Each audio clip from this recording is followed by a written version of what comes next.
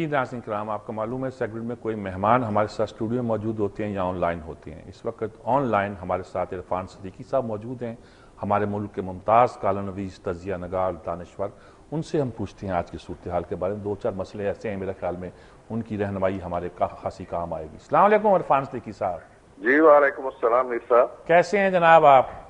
जी अल्लाह का करम है। इलेक्शन कैंपेन तो लगता है शुरू हो गई है। सदर साहब खुद पहुंचे हैं, सराकी सूबे की बात कर रहे हैं, सराकी बैंक की बात कर रहे हैं, कैंडिडेट से मिल रहे हैं। तो क्या नक्शा अब तो वो अब कहाँ गया कि सदर को सियासत में हिस्सा लेना चाहिए, लेकिन वो तो खुलकर बहुत सी बातों को और गिलानी साहब के साथ देना उनका और बहुत सी बातें कर रहे हैं। क्या लगता है आपको? जी बस ये एक अजीबोगरीब मीर साहब कंफ्यूजन है, और ये मैं आप जानते हैं कि मुसलसल शुरू दिन से ये बात लिखता चला आया हूं कि अमूमी जो जमहूरी पार्लिमानी रिवायत होती है, और खुद हमारे यहाँ जो एक रिवायत डाली थी जुल्फकार अली भुट्टो साहब ने, फिर बेनजीर साहिबा ने, फिर नवाज शरीफ साहब ने, कि पार्टी हेड जो होते हैं वो चीफ एग्जीक्यूटिव का मनसब संभाल लेते हैं और वो सियासत भी करते हैं, जलसे भी करते हैं, जुलूस भी करते हैं, पूरी एक्टिविटी दिखाते हैं, इंतखाबी मुहिम चलाते हैं, सब चीजों का जवाब होता है उनके पास। और सदर ममलकत का मनसब एक आराइशी ज़ेबाशी ओहदा होता है जहां बैठ के सियासत से अलग थलग वो एक सिंबल होता है फेडरेशन की यूनिटी का। अब सदर साहब ने इस सारी रिवायत से बगावत करते हुए पार्टी हेड होते हुए मनसूबे सदारत संभाल लिया, और मामला यही है जो 4 साल से जिस सलीब पे हम लटके हुए हैं कि वो ये बैलेंस बरकरार नहीं रख पा रहे।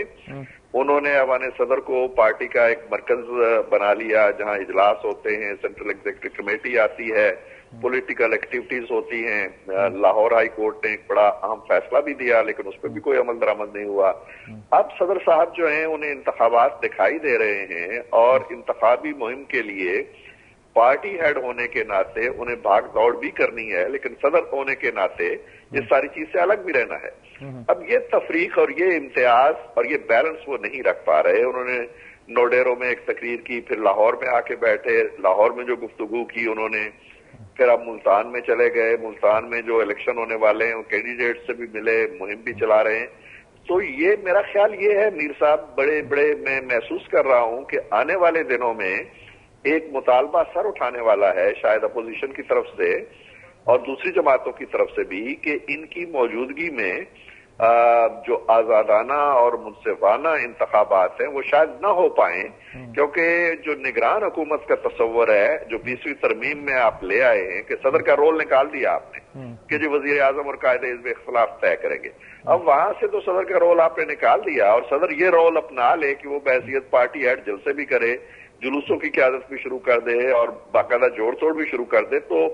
हम इस मुतालबे की तरफ बढ़ रहे हैं, या यूं कह लीजिए कि सदर साहब इस मुतालबे को दावत दे रहे हैं कि इलेक्शन के वक्त उनको मनसबे सदारत पे नहीं होना चाहिए। अगर ये मुतालबा उठ खड़ा होता है, इमरान खान पहले ही ये बात कह रहे हैं,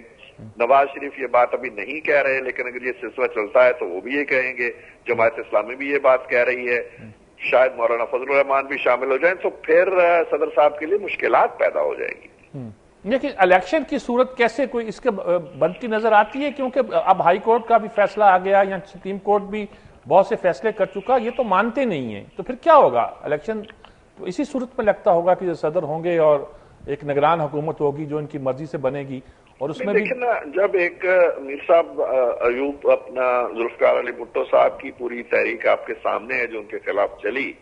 और इलेक्शन के हवाले से ही चली, और इलेक्शन ही पे वो सारा पीएनए की पूरी तहरीक उठी जो उनको बहा ले गई, उनकी हुकूमत को भी ले गई और बिलाकर उनकी जान को भी ले गई।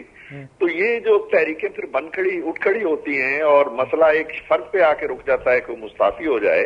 तो उसको बरकरार रखने के लिए फिर बड़ा मुश्किल हो जाता है जो मौसर कुव्वतें हैं कि उसे बरकरार रखें या फिर अवामी रैला जो उठ खड़ा हुआ है उसका साथ दें या क्या करें। तो वो अपने लिए मुश्किलात पैदा कर रहे हैं, या तो यह है कि वो सदारत खुद छोड़ के आ जाएं और इलेक्शन की मुहिम चलाएं। अच्छा, ये सुप्रीम कोर्ट की क्या सूरत हाल है? कल एक फैसला तो उन्होंने डेफर कर दिया ये कह करके भी आज हम फैसला सुना के रहेंगे, लेकिन बाद में तारीख दे दी 2 मई की। दूसरी तरफ बेनजीर के केस पर बहुत सख्त रिमार्क्स भी उनके दिए हैं कि अफसोस की बात है कि यह हुकूमत अपने ही लीडर का तहकीकात नहीं करा सकी, और जब तक ये रहमान मलिक बैठे हुए हैं तो कौन पूछे, वगैरह वगैरह बड़ी सख्त बातें कही उन्होंने। کیا آپ کو کیا اس وقت سپریم کورٹ میں لگتا ہے صرف ایک ہی ادارہ ہے جو کام بھی کر رہا ہے اور سب اسی کو گھیر رہے ہیں؟ دیکھیے میر صاحب، یہ بڑی بد نصیبی کی بات ہے، اور سپریم کورٹ کی حد تک بڑے بڑے اہم کیسز بھی ہوئے، کرپشن کے کیسز کا بھی انہوں نے جائزہ لیا، بڑی کرپشن روکی بھی، بہت سا قومی پیسہ سرمایہ جو ہے وہ واپس بھی آیا، لیکن حقیقت یہ ہے کہ اس 4 ساڑھے 4 سال کے عرصے کے دوران کسی بڑے مگرمچھ کی گرفت ہو نہیں سکی اور کسی کو کیفے کردار تک پہنچایا نہیں جا سکا، کوئی بڑا فیصلہ منوایا نہیں جا سکا، امپلیمنٹ نہیں کروایا جا سکا، اور عدالت تمام تر اپنی گرم جوشی کے اور گرم گفتاری کے باوجود، جس پہ پوری کتابیں ضخیم کتابیں تیار ہو سکتی ہیں اس طرح کے ریمارکس پہ جیسے آج بھی آئے ہوئے ہیں، لیکن ریمارکس کی حد سے آگے نکل کر انہیں عمل میں ٹرانسلیٹ کرنا سپریم کورٹ کے بس کی بات نہیں ہے، یہ انتظامیہ کا کام ہوتا ہے،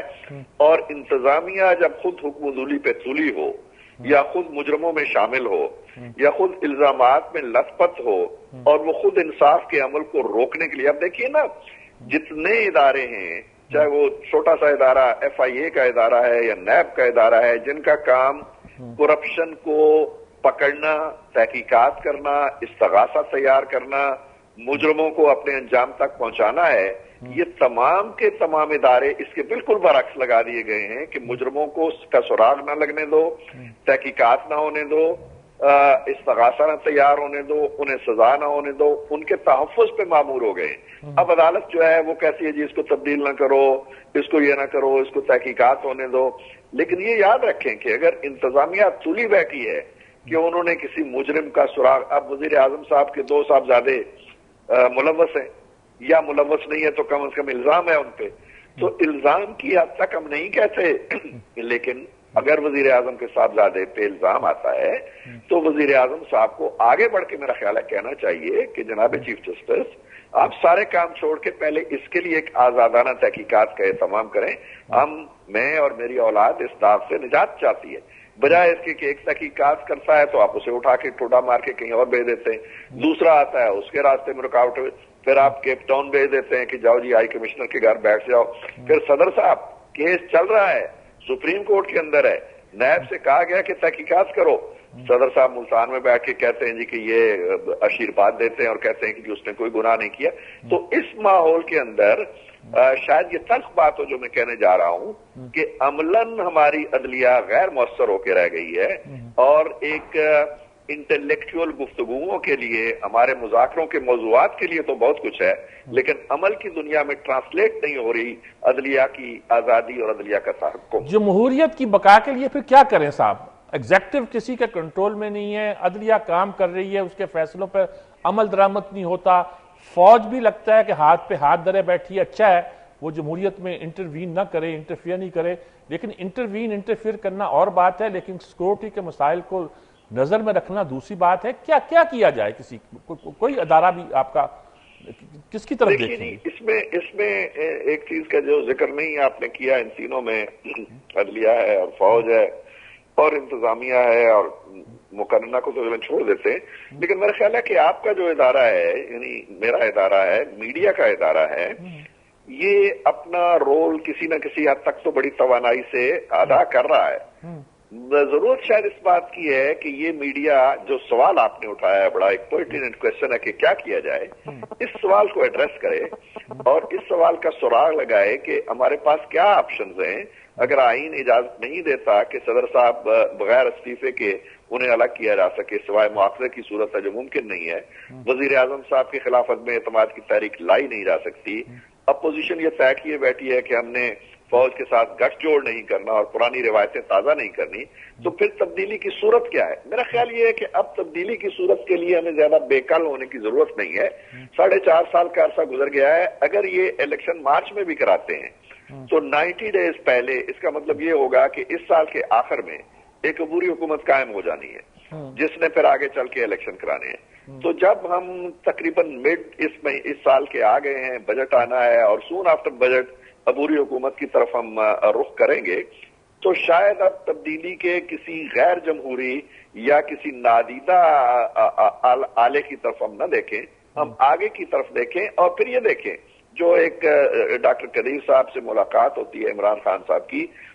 उसमें बड़ी अहम बात डॉक्टर साहब ने यही कही है कि जो कुव्वतें हैं, मुस्बत तामीरी कुव्वतें हैं, उन्हें मिल जाना चाहिए और इकट्ठे होकर एफर्ट करनी चाहिए। मुझे जो लगता है वो ये है कि आने वाले हालात में पीपल्स पार्टी इंतहाई नाकस कारकर्दगी के बावजूद,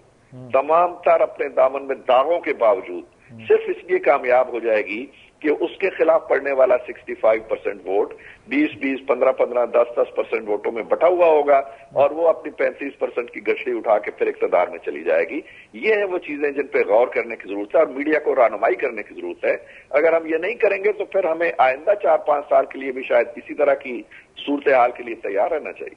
ये तो बहुत तशवीशनाक सूरत हाल नहीं है जी, सियासी जमातें मिलती नहीं है, कोई इत्तेहाद इस तरह का करती नहीं है और ये फिर जो हुकूमती पार्टी है अपनी उस ताकत से, रवायती ताकत से काम लेकर जीत जाती है और फिर लोग फिर क्या करेंगे। ये तो बिल्कुल आप सिनेरियो जो है, यानी मैं ये नहीं कहता ये गलत है, लेकिन कुछ ज्यादा तशवीशनाक नहीं है, ये इंतहाई तशवीशनाक है। ये जो तानाई का मुजाहरा करना चाहिए एक दूसरे के खिलाफ। देखें ना, हमारे इमरान खान साहब की तहरीक का पूरा जोर जो है